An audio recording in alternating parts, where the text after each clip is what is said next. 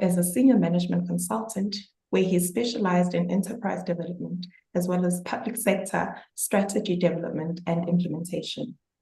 As a project manager and entrepreneurial at heart, he focused on medium and large enterprise development, as well as innovation. He has been involved in public sector, working on national and provincial departments in policy drafting and formulation. He has also been implementing sector reform strategies through partners and key stakeholders. He has worked in innovation and enterprise development in private sector as well, which includes managing flagship programs such as IBM Tech Scale Development Program, and also escalating high impact technology startups in IoT, AI, and cloud technologies. Mbekezeli Khumalo has been very busy, and we're hoping that we're going to learn from his very impactful work that he's been venturing on. Without wasting your time anymore, please, Mbekezeli, go ahead. Sindishwe, thank you. I was not aware that I did so much. Colleagues, good afternoon. My name is Mbekezeli Khumalo. I know we don't have a lot of time, so I am going to I'm going to jump straight into it. Just on a high level, I have worked quite extensively in the innovation environment, and I've found that the design thinking approach makes good sense in us finding new solutions for markets and organizations, etc. Okay, so I'll stop my video and I will share my presentation with you. I'll just put it on full screen mode. You can just confirm that it's full screen. Yes, it is. Okay, fantastic. So, colleagues, really design thinking, the first question, defining. Before I jump into that, I open with Charles Eames, who says, recognizing the need is the primary condition for design. Recognizing the need. So we define this design thinking, and I know that I'm speaking to scholars here, so I did my best in actually finding scholars, other scholars, and what they write about this. So there are three here, and there are three kind of themes that these definitions sit under: iteration, user orientation, as well as people-centered, that I found was quite interesting. The first one is the design thinking approach is systematic, it's user-orientated, solving real-life problems. And then this is the important part. Instead of focusing on how the problem can be technically solved, the main focus is addressing the user's needs and requirements. The design process includes iterations to improve the solutions and to increase knowledge. We're not just trying to solve a specific problem, we're also trying to increase knowledge. Very important. User orientation, number two. Design thinking is innovative thinking. And then here's what's key. With a radical user orientation. Radical user orientation. It is based on the interdisciplinary principle and connects the attitude of openness with the need of results.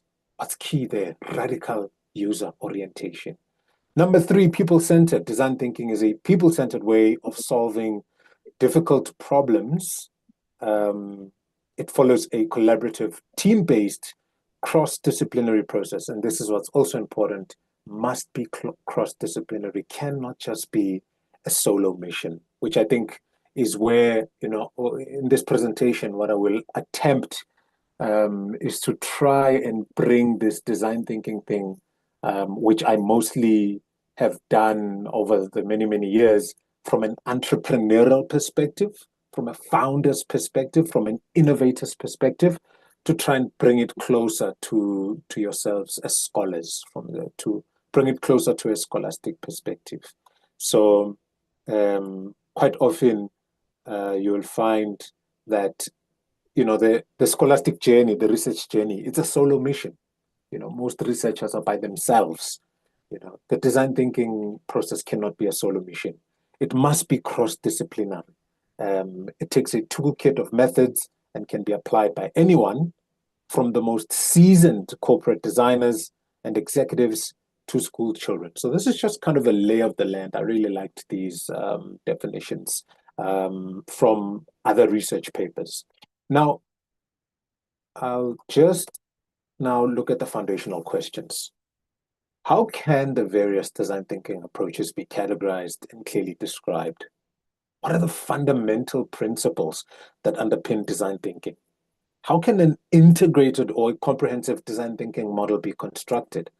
And what are the key phases or stages in the design thinking process? So when I think about these questions, I start by saying, what is design thinking in one page, right? Kind of a lay of the land of design thinking. Some guys will go for 5 steps. Some have a 7th step. I really have these 6, and this kind of covers the design thinking journey, really. Firstly, we begin with empathy, understanding people's challenges through conversation and interviews, etc. Really, in the innovation journey, a lot of people think it begins with ideating. We always see the guy who has this cool idea and wants to solve a specific problem, wants to come up with a cool way to do something. And then they quickly go and try and build that, and they try and go and solve it. If you look at this wheel, prototyping is part 4. It's step 4, the moment you actually put skin in the game and actually build something. It's much later on in the design thinking journey. In design thinking, we start with empathy. We start with looking at people, analyzing and understanding. And then after we finish all this analysis and understanding, we define a problem. So we draw insights and the needs from our interviews, etc. And we use this to develop some sort of statement. Number 3, we begin to ideate. We develop many ideas. And then after these 3 steps, we start putting more skin in the game. Now we're prototyping. Now we're putting our money. We're spending money, particularly from an innovation perspective, from an entrepreneurial founder perspective. We're building a thing, a product that costs us money, costs us time. But what I like about this design thinking approach is that really where we start to lose resources beyond time is at step 4, as opposed to people who just begin with an idea and a prototype. After you've built your MVP, your minimum viable product, then it's step 5. You test your assumptions. Observe users interacting with the solution. Very important. Observe them. You're not trying to talk them through it, which is what a lot of us founders and innovators like to do. You know, I was in a session. It wasn't a design thinking session. It was a product handover for a big CRM solution, and this dev team had a massive group of like exco, stratco guys in the room, and it was quite an intense meeting. And this dev team was handing over this massive CRM that they've developed. And as opposed to giving it to the team and just saying, listen, log in, start working. We want to see how you experience this product. The first time the team saw that product, they were being walked through it, full walkthrough. They were being coached step by step. So this is me just making a case to you colleagues that this idea of hand-holding the audience through your idea, through your MVP, this happens even in large corporates. You know, they didn't just give it to us and say, test this out, tell us what you think. Get lost, click on the wrong thing, get frustrated. We want to see your initial thoughts. They didn't do that. The first time we saw it, someone was walking us through it. So a small-time founder will do it, a researcher will do it, a massive corporate will do it. This is, of course, a mistake. Test assumptions, observe, make notes. And lastly, after that, start iterating and fine-tuning. Use the feedback to develop what we can deem an alpha solution. So the 3 innovation lenses, feasibility, desirability, and viability, I've just repurposed these to also honor the sort of academic lens. Firstly, feasibility, the big question. Is the research design implementable without incurring huge and unmanageable costs, or relying on technology or methods that are yet to be invented? We see this a lot with research that is funded by universities and sort of government donor entities, CSIR, MinTech, etc., where the research is continuing. The researcher, the post-PhD and their team, they're building, they're testing, etc., and they're using that lab, etc. But if CSIR pulls its budget, this thing is dead. This thing will not work on its own budget. This thing can't wash its face, right? If CSIR pulls out, that's it. We see this a lot. The project actually is not feasible. Even though the thing they're developing kind of works, the product is useful, it's working, but without institutional backing, without the university saying, carry on using our lab, this thing's not going to work. So the key consideration there under feasibility, what is the biggest technical or developmental risk? Is it data access? Is it some sort of method-related complexity? Is it the instrument that you as a researcher have developed? What if it fails, etc.? Scholars must unpack that internal technical capability of the research team.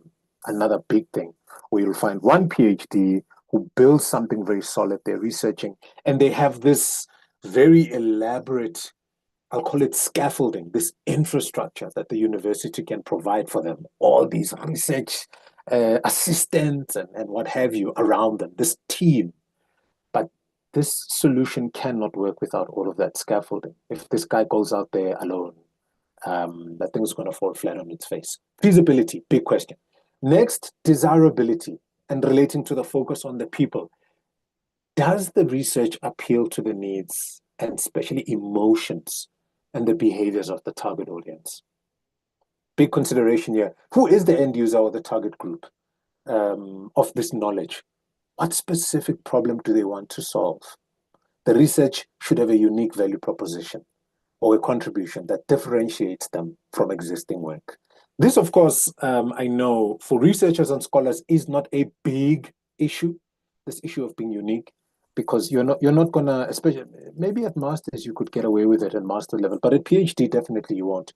You're not going to be allowed to pursue a PhD unless you have a very, very legitimate research gap, which proves some sort of novelty for your research. I don't know if I should say novelty, but some sort of gap that you're feeling. So I think scholars do get this right, whereas founders, innovators, entrepreneurs don't get this right. Very often, they always think, you know, if I had a penny for every time I spoke to an entrepreneur who told me, we are the only ones doing this, we don't have competitors, you know, I'd be sitting in a house somewhere here in Sentin having my Lamborghinis repossessed.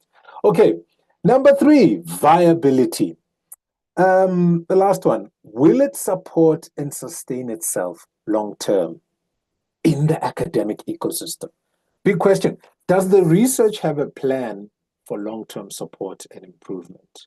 So will you have follow-up grants, building a research stream, attracting new collaborators? Quite often the team, you know, the lead researcher and the founder, they get themselves, you know, they work so hard until they get to this kind of MVP, and there's no plan for continuity after that, both from a product development and research perspective.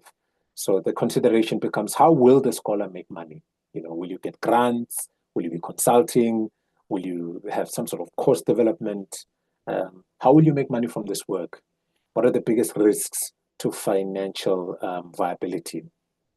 And, you know, making money from some sort of product you make from your research, from some sort of innovation, isn't easy. In my organization, we are currently focusing extensively on commercializing research. And we're talking to founders and researchers who are all, you know, post-PhD, and they're developing stuff in the minerals and mining industry. And, you know, the research works, it's been proven.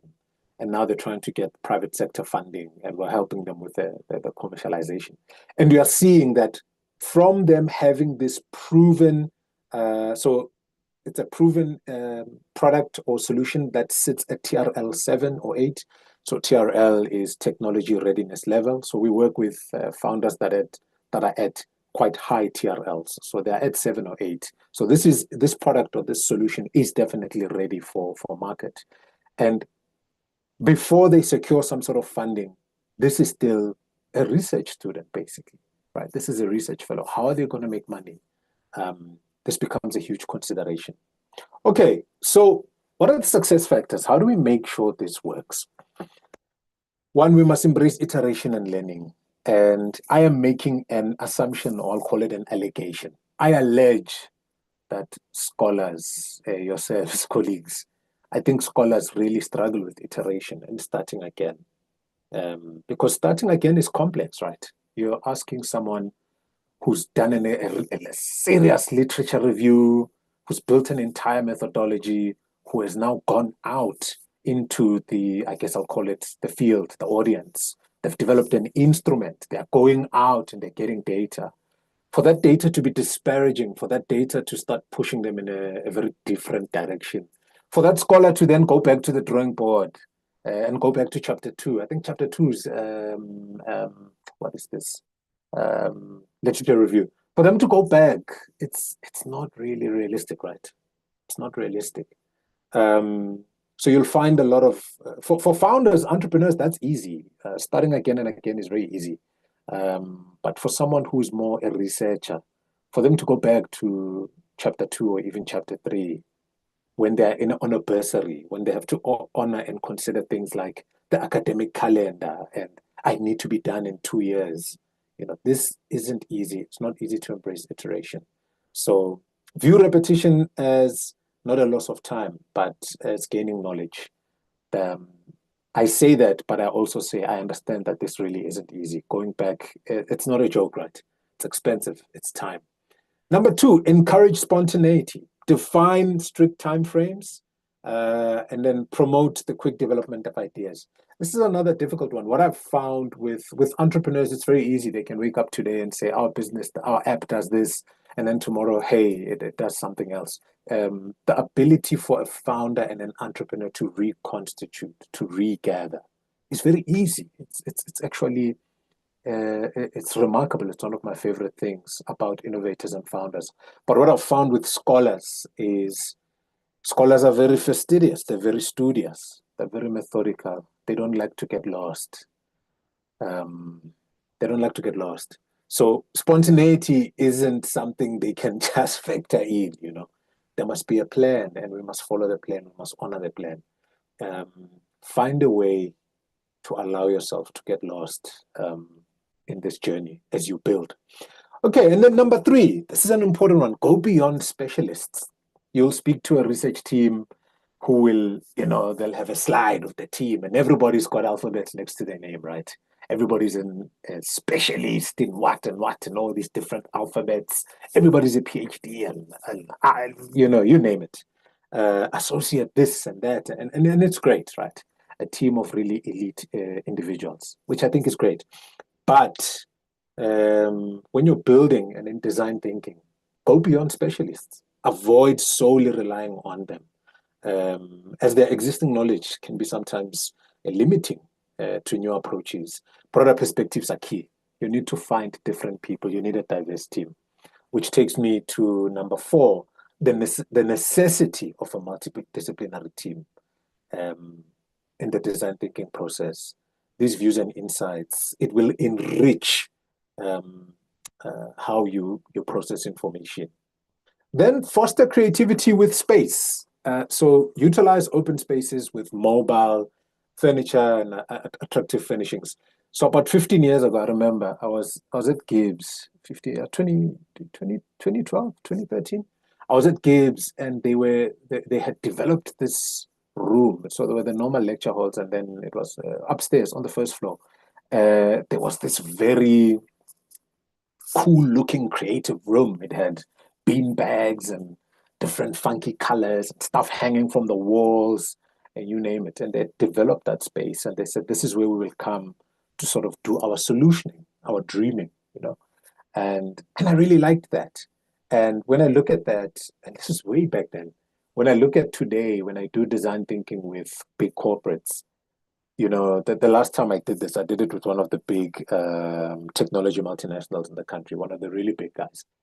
They booked the big boardroom for us, the main big boardroom, which is great. That boardroom has super high tech, big screens, but it's a boardroom at the end of the day. It's the boardroom that the exco uses. And so That's just when you look at that space, that's a space where exco sits, where tough decisions get made.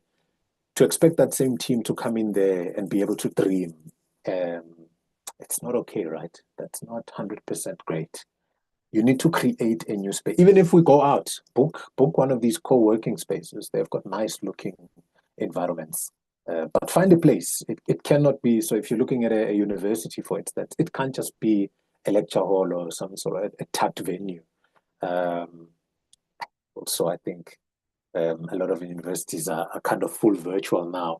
But you must develop a space, is the point I'm making. It must be creative. It cannot be a space that you are using every day and you just expect yourself to dream.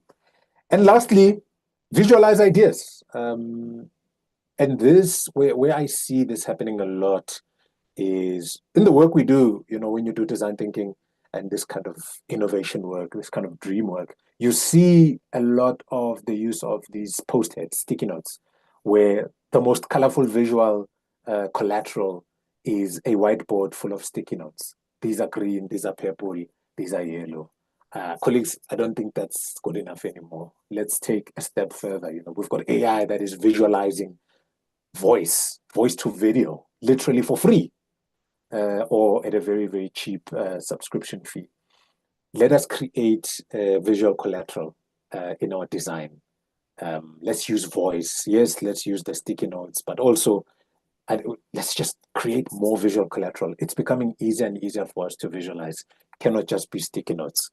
So these are success factors, right? And I'm sure the colleagues in the room will also have other ideas open to them. These are just my thoughts. Yeah, here's a quote here from Dr. Singh, who says, "We spend a lot of time designing the bridge, but not enough time thinking about the people who are crossing it." Just a thought and a quote. Okay, so the tools and methods. This slide was actually just called tools, but I've added methods as, this is the UJ Methods Lab. Firstly, ethnographic methods, right? For your initial discovery, that initial empathy that I'm talking about, as you go out into the market to observe, in that initial discovery phase, representational tools for synthesis, different techniques for ideation. It involves observation, interviewing, immersions, and of course, diaries. Number two, you synthesize that data, create personas, which are symbolic archetypes, that help you empathize. Develop user journeys, journey maps to track and describe a customer's entire experience and emotional responses. This is key. Be as descriptive as possible in your journey maps. Be descriptive in these journey maps. When you typically think about, we did a persona exercise recently for one of the telcos, one of the big telcos, needed to get a sense and understanding of what happens in the day of a 24-year-old. They're trying to increase the customer adoption for like 24-year-old black female. What happens in a day that involves their cell phone, telecoms? And when we did the journey mapping, the initial journey mapping was quite linear. It was quite limited. We took it a step further. We said, let's really nuance this journey. This person is waking up at 6:30. This person lives in a township. This person is spending an hour in a taxi going to town and then spending another 35 minutes from town to a suburb where they probably work or study. This person is spending all day in that environment, and then at 4 p.m., they're going to stand in a queue for a taxi. They're going to spend about 45 minutes in that queue. And then they'll get to town. There'll be another 30 minutes in another queue so that they can get to a taxi and they can get home. When they get home, it's late, 7:30, it's dark. And then they walk into their home. It's like 8 p.m. We really nuanced and deepened that user journey, that persona, so that we can get a deeper sense of what's really going on in this person's life, and quite frankly, how might we help? How might we compel this person to use their phone more or better, etc. Point I'm making here is that just deepen the journey mapping. Okay, and then number three, for ideation, teams rely on brainstorming, a collaborative process, finding solutions. You can build mind maps. Yeah, this is kind of speaks for itself. Not a lot to be said there. Okay, so these are just tools and methods. Now there are challenges. Every every undertaking of this nature will have challenges. Even when decision makers successfully generate innovative sort of hypotheses, they can be undermined by these biases that are very well documented. Firstly, over-optimism about the future, also called the planning fallacy. People predict overwhelmingly positive outcomes, right? Despite having very balanced pasts. When we talk about our pasts, we are able to say, yeah, there were good, there were bad things, there were ups, there were downs. But whenever you ask a founder or a research team to tell you about this thing they're building, they're very optimistic. They may say, yeah, there'll be a speed bump here and there, but we will overcome it in this way. They're very optimistic. We are protagonists in our own story. But I think this may be a bit of an issue, that planning fallacy. We are too optimistic. Also, when a researcher finally develops a hypothesis, right, it takes a lot of work to develop a hypothesis, guys. It's difficult. And after you've done that, you fall in love with it. You want to protect it. You want to prove yourself right. And this creates loss aversion. You don't want to give up your initial hypothesis. You are attached to it. And you start to selectively look for information that validates you. This is dangerous. It's a blind spot that many academics and researchers have. And then number 3, the bias also shows an availability bias. It causes, and this is so key, causing decision makers to undervalue less imaginable options. There are less imaginable options for your endeavors, for your solution. And we quite often want to hold on to the plan A, the very perfect outcome. And there are less imaginable outcomes. Don't let go of them. Continue to entertain them. That might actually be what ends up happening. Okay, so these are challenges. How do we deal with them? How do we mitigate? First of all, when you develop your hypothesis, yes, use your ethnography for early immersion. So really get close to people, observe, etc. So you're not dreaming and hallucinating this stuff up. You really did see people, and seeing and speaking to them did sort of lead you to an hypothesis. Importantly, you're not developing a hypothesis just from a document review. Very key. I think I thought I said this earlier. Very key. If you're using design thinking, even from a scholarly lens, you must actually talk to people. You must actually go look at them. You can't just do a literature review and review some documents and then develop a hypothesis and build something. Have to talk to people. Number 2, use testimonials, which is kind of where I'm going with this. Use testimonials over just data. So you're not just going to look at papers, right? And AI can do that for you, very easy. You have to go out. You have to talk to people, absorb, and remember deep human insights. Tell people to storify, get emotions. There's a lot of data there behind emotions. Number 3, expose decision makers to varying perspectives. Prioritize a varying and differentiate set of participants. I think I've spoken enough about this in the previous slides. Then number 4, crystal clarity in framing the future. Mentally projecting yourself into the future. Really be as descriptive as you can on what the ideal state looks like. Don't be broad strokes about it. And then lastly, prototyping. That lo-fi prototype that you create, the storyboarding, the journey mapping that I spoke about, the scenarios. These are crucial in making ideas tangible and gathering more accurate feedback during your testing. So this is kind of the mitigation that we speak of.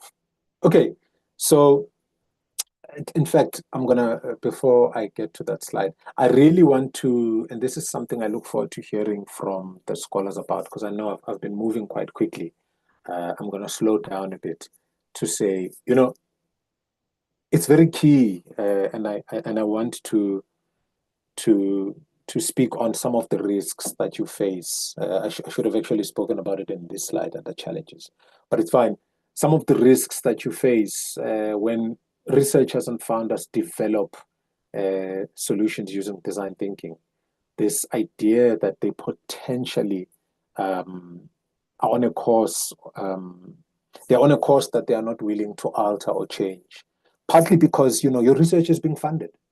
You are on a scholarship, you're on a grant, you've got a benefactor. You know, I always say funded research. I was in a session with the G20 in July, and one of these G20 guys, there are a lot of these G20 events taking place recently. And one of these guys said, research is business. And I took that statement, had to think about it. I didn't like how it sounded. Research is business. Ultimately, the people funding your research are going to have a protagonist take um, to your research. They want a specific outcome, colleagues. Whereas design thinking is saying, start by hearing what people are saying and what you've observed of people, and then build something, test it. If the test isn't working out, you can break that whole thing down, start again. But funded research won't necessarily honor that journey, right? Someone's giving you money. You got a grant from some NGO from the Netherlands giving you $10,000. They're not going to pay you to say, it looks like I was wrong. Let's start again, you know. Maybe if you can find a benefactor that can do that, that has that kind of tolerance, then good for you. But if we're being realistic, there are specific outcomes that are being driven from funded research. And this can really soil a design thinking outcome. This is dangerous. Where you find the lead researcher or the team pushing for a specific outcome, not because it's the outcome that the users want, not because it's the outcome that the market wants, but it's the outcome that the benefactors are looking for. And I can't wait to hear from you, colleagues, your thoughts about this as well. So I wanted to really touch on that. And another thing I wanted to say, actually, when I was thinking about today, yesterday evening, and I said, I wrote something down here, unspoken motivations and desires. This is the big kind of, I think, blind spot or speed bump that I think people who are in the scholastic realm, you know, they face a risk of these unspoken desires. Someone is giving you money because they want you to do something. They want you to do X. But design thinking says, go listen to the market and bend and fold as they please so that you can develop something compelling for them. I wonder how you navigate this as researchers. Okay, so, and then we get to this slide. So this is me sort of wrapping up this design thinking journey and, you know, landscape analysis. This is me coming back to, so this slide here, this design thinking at a glance from a sort of a founder's, entrepreneur's perspective. I then take these same headings, these same approaches, and then I kind of try and marry them here with a kind of a scholarly lens. So it's the same steps, right? You are empathizing, you're defining, you're ideating, you're prototyping, you're testing, and you're iterating. Same steps. So column, yes. Is it a column? Yes. So column one, that design thinking focus, we've kind of spoken to that. So I'll speak a bit more about column 2 and 3, the insights we draw, but also where I think the scholarly part kind of merges. When you empathize, as mentioned, with design thinking, you're doing interviews, you're doing observations, etc. But from the scholarly side, you know, extensive literature review, document analysis, and going into the market and speaking to communities, etc. Number 2, on defining that gap, defining the research problem. Here, I think scholars don't struggle with this, you know, that research gap, that gap in the market. Scholars don't struggle with this because if you are at a PhD level and beyond, you are there because you found a gap and you had to speak to a committee, a panel of professors. They looked at you and they said, fine, that gap is sizable enough. Go in there and go do something. So scholars don't struggle with this gap issue. What I often am worried about, what I often am anxious about with scholars is that the innovator creates a solution. They look at a market and they create a solution. A scholar looks through the body of knowledge and tries to find a gap that they can kind of mangle themselves into, right? That they can negotiate themselves into so that they are allowed to do their PhD. This is not a response to a market need. No one is really sitting there saying, oh my God, we need this research. What is really happening is you looked at people's research papers, and right there at the bottom, usually, every research paper there at the bottom, someone will say, potential further research, further readings, or you look at the limitations and delineations of that paper, and you'll say, okay, that's what I'll do. Yes, those were limitations and delineations of someone else's work, someone else's environment. But you're not really responding to people saying, we really need this. Not really, right? Well, no, not all the time anyway. Founders definitely yes, but scholars are usually trying to kind of fit themselves into a little opening.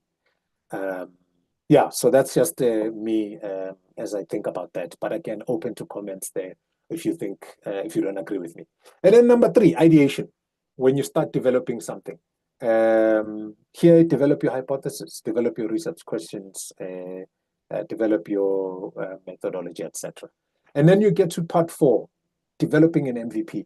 The founders and entrepreneurs are developing an MVP, but as a scholar here, as a researcher, you could be developing what I put here as an MVO. Ultimately, an artifact. You must develop an artifact. It can be a pilot study, it can be in some sort of instrument, it can be some sort of theoretical framework. You must develop an artifact that you can go out there, put out there and test, or at least observe other people using it to get your data, etc. And then, of course, test these assumptions. Note the subject matter comments, codify, develop results. I think you guys know this very well. I won't need to speak too much on that. What I do want to say, which is what's important, is that validate and test under test assumptions. What I love most about the scholarly realm is that, researchers put something down on paper, or they build something, they make something. They open it to peer review to say, I want my peers all around the world to assess and give comments.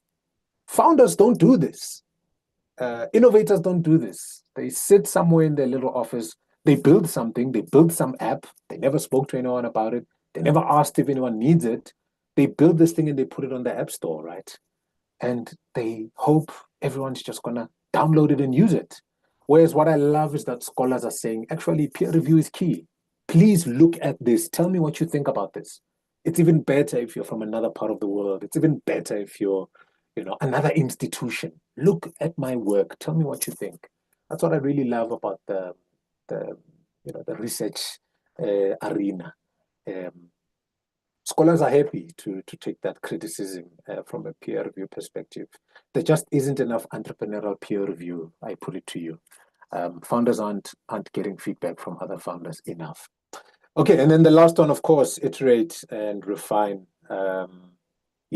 Make new observations, revise, finalize, get feedback, write down your key learnings, etc. And I do think, and I know colleagues, I went quite quickly, but I do think that's my story. Thank you. Thank you so much, Mbegazeli. That was so informative and impactful. Yeah, absolutely. Amazing. Can we just open for 5 minutes questioning and let's just engage a bit. There is a comment on our chat section. Jennifer Korn says, is the application of design thinking limited to specific methods of data collection or generation? Could it not be argued that it is about an ethic, a culture? We often seem to conflate the actual methods with the underlying approach. Very interesting question there, John. Megazeli, would you happen to have a response for Jennifer? Sure, I feel like I would need to be a professor to be able to answer that. Okay, look, Jennifer, I think for me, the method you use is the method that must be able to assist you in gathering insights that are as rich as possible. Whatever the method ultimately is, I am interested in deepened and enriched insights. If you can tell me everything about something, then you can build something compelling. The method that honors detail is key for me. Okay, thank you. Jen, maybe you'd also like to mention your second comment while you're at it. So, I was just thinking about while you were talking about like the fact that people often it's like we get stuck in this whole thing of like the hierarchies. Um and like I've often noticed, and I get very excited about design thinking and systems approaches, systems change kind of approaches like equitability, dismantling hierarchies. But yet, when we kind of get down to actually doing the things, it's like we get locked back up in the system that we say we're trying to dismantle. Um, and yeah, like I sometimes feel like I don't know, how do you connect the two? How do you, like, you can't apply for a grant if you don't have a doctor in your name. Um, but how do we move beyond like we have the ideal and we have like, wow, this is amazing, and we should be getting different voices in, and it doesn't matter, like you can be an expert in your own life or something without being a professor at a university. But it's just something that I struggle with, is like, how do we connect the two? Because the reality is we also live in this capitalist kind of hierarchical society. Like I think maybe people are moving towards accepting other ways of thinking, but I don't know, it just feels like sometimes we go into the sessions, we talk about it, and we feel nice for a while, and then like nothing moves beyond that. Yeah, so inherent motivations is what I call it, and I've seen this. It's even worse in corporate, where you go to a big corporate and someone from the leadership team says, "Let's do this design thinking thing. Want to create some new solutions," and then your line manager, your boss, and your boss's boss are in the team with you, and you know, two things happen. One, and I always say, we're always trying to, I'll use the term you're using, dismantle these inherent motivations. It's when people in the leadership team and sometimes people in the ops team, delivery level, they start to realize that the thing we're building, they're realizing that, oh my God, if we do successfully automate this function, I've just automated myself out of a job, you know. And Yeah. and then you'll always see whenever I speak to people who have line function, some director who's part of this design thinking journey, they are always thinking inside the vertical. So they'll always say, yeah, but don't forget, she reports into me. So she's part of my, and you don't want these things Yeah. in that journey. We are five truly diverse people. We're gonna go do some observations about an audience we're interested in. We're gonna observe them, and then we're gonna come back and we're gonna try to build something for them. That's it. Yeah. So diversity is key, and I know inherent motivations. It's not easy. Diversity is key. Thank you for that. Thank you so much, Jennifer. We also have another comment from Hilton Humphreys, just closing off, because we have a minute remaining. He says that I enjoyed the presentation very much. You are right that researchers are chasing a gap, often at the expense of looking at what we have and seeing it could be better. We are seeing at the moment with the chatbots in health research. Thank you so much, Hilton, for your comments. All Absolutely. right. I would like to close off our presentation and remind everyone to please sign up on our website at UJ Methods Lab. It's online, sign up, and you will receive all of our events that we have following up after this one. Mr. Kumalo, thank you so much for your time. We've learned so much today. If there's anything else you want to close us off with. Thank you, guys. Thank you so much. Loved it. Listen to people, observe people, and then build for people. All right. Have a good day, everyone. Goodbye. Yes.